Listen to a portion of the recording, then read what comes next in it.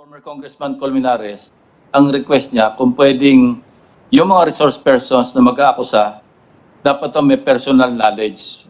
Tatanungin kita ngayon, meron ka bang personal knowledge sa alinmang pangyayari na Violations done to the recruits, their commanders or leaders or the terrorist groups? Nangyayari ba ito or isolated itong kaso to? Mr. Senate President and Mr. Chair, nangyayari po yan.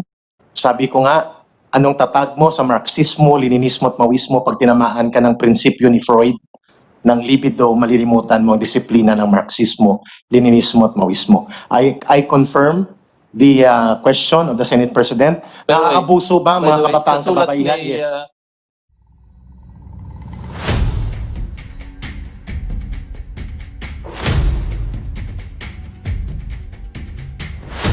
91 of December and May of 92. Kasi ang unang recruitment mo from the underground will be candidate member. No voting right ka sa loob ng partido. Pagka full member ka, na-prove na nila na hindi ka security threat at capable ka to be developed as a cadre, you will be recruited to become a full member. At doon ka i-recruit talaga at bibigyan ng pag-aaral. Sa panahon namin kasama po yan sa summer immersion. I was recruited in the area of Baras, Iloilo with no less than yung mga regional party committee ng mga matatanda na mga 70s na nakita ko, sila mga instructor ko sa BKP, Batayang Kursong Pangpartido. Nabanggit mo kanina yung CEGP, College Editors Guild, di ba? Yes, sir. Miyembro ka nito? Yun ang unang organization na sinalihan ko. Nasalihan mo? Yes. So yun ang naging vehicle kung paano ka naispatan na ma-recruit? Because ang nagre-recruit at namumuno ng CEGP are already cadre of the CPP. Sige, please proceed. Which hindi nila ina-admit sa amin. We were thinking na pariho-pariho kami mga writers. Nauna pong na-recruit si Randy Felix Malayaw sa akin. If you are asking for the historical reference of my authenticity, ang kapanahunan ko po ay si Teddy Casino. He was the national chair of national president of CEGP. I was the regional chairman of the CEGP. Do I know him also to be part of the CPP? Hindi na po ako magpapaka-ipokrito, Mr. Chair, Mr. President. Yes. We were all CPP. They are still CPP. They are still part of the Communist Party. And worse, they deny it and they are not admitting it to the nation. That is why they are not here.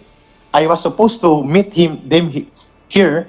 Maganda sanang nandito kami para lahat ng circumstances to be asked by Senate and to be known by the people ay masasagot. Mr. Chair, I operated po sa dalawang mundo ng CPP na hindi po ito masyadong naiintindihan. From 91 to 2001, Mr. Chair, Senator Ping, involved ka sa history ko. Ikaw po ang Chief PNP. Yun ang huli ko pong bahagi sa open mass movement na pinatalsik namin si Pangulong Estrada. We organized, conspired, collaborated in a broad alliance to establish the ERAP Resign movement. It is a known fact. It is part of history.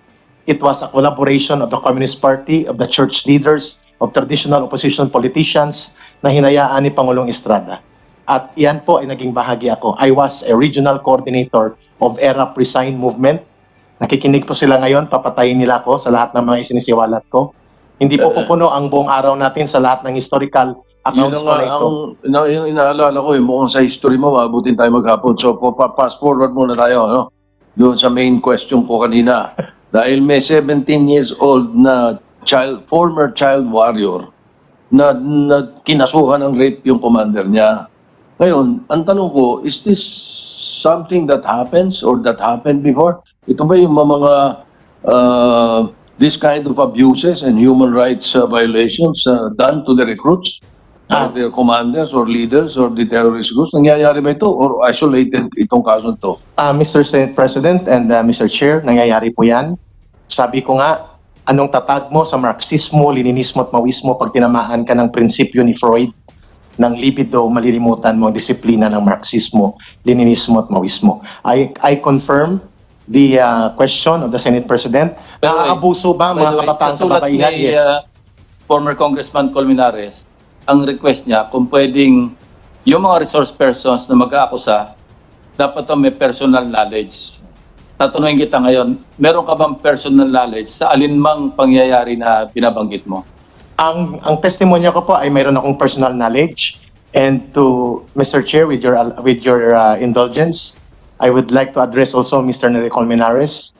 my former comrade in the CPP, the personal knowledge required is only in the court of law, sa trial sa court.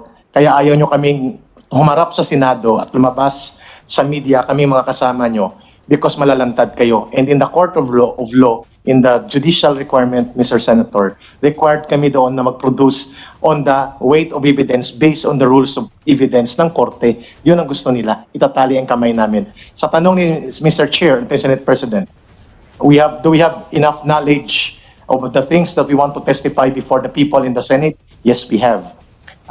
Depende po sa itatanong nyo at ibibigay nyong panahon.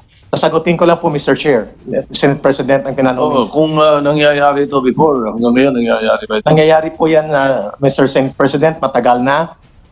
Although, in fairness to the NPA, kapag ikaw ay nahuli ng rape, pinapatay ka namin. That is death sentence.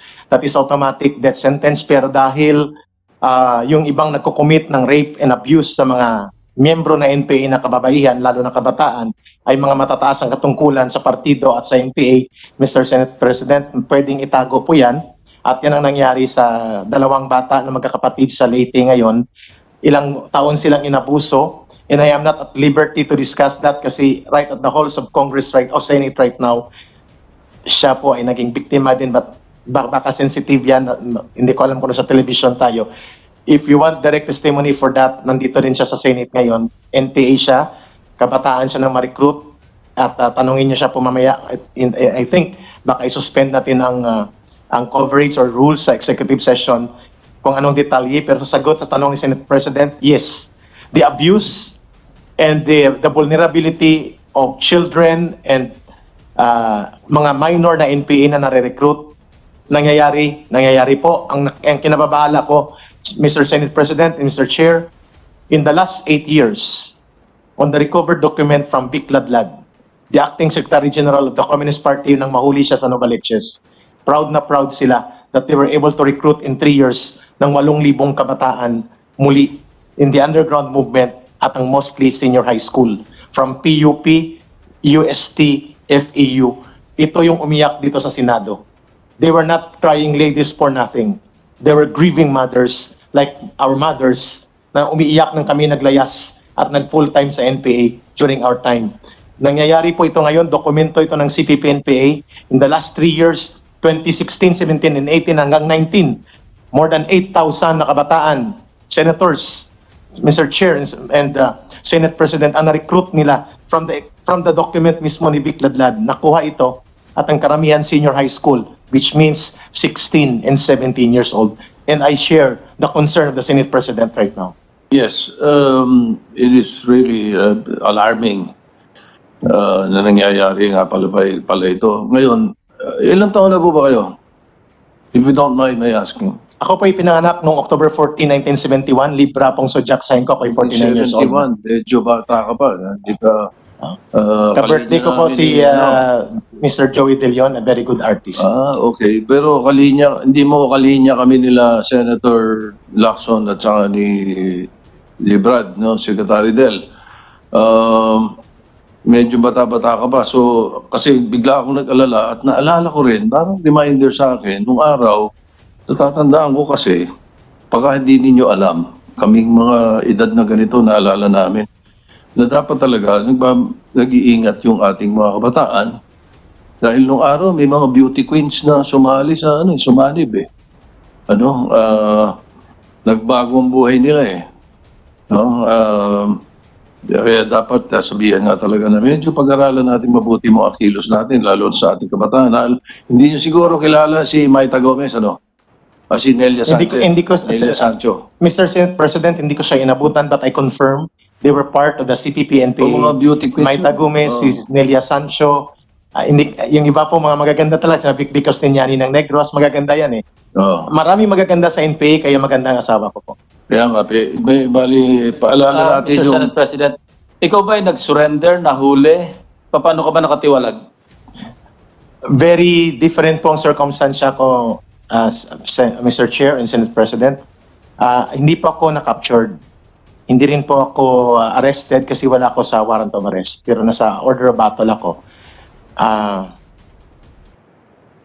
Naglaylo ako, nag-awol ako. Ang last unit ko po from the ERA Resign movement. I was deployed in 2002 September. Yeah, September. You were never a combatant. No, Never deployed, ka naging combatant. naging part po ako ng NPA National Operational Command. I was part of the N2. NPA National Operational Command. Kapanahonan ko po, Ito, water under the bridge, ano? Total, nasa kamay ka na naman ng gobyerno. Nakapag-participate ka sa mga armed encounters. am I protected? Isa po sa mga naging trabaho. Wala naman details, ano? General question. Meron po. Yes or Isa no doon lang po. naman. Isa, Don't give details anymore. sir? Hindi ko kailangan ng detalye. Yeah. Yes or no lang. Yes. Nakapag-participate ka rin sa mga ambuscades. Yes, sir. Nakapag-participate ka rin sa mga depredations like yung mga unarmed civilians. Yes, sir.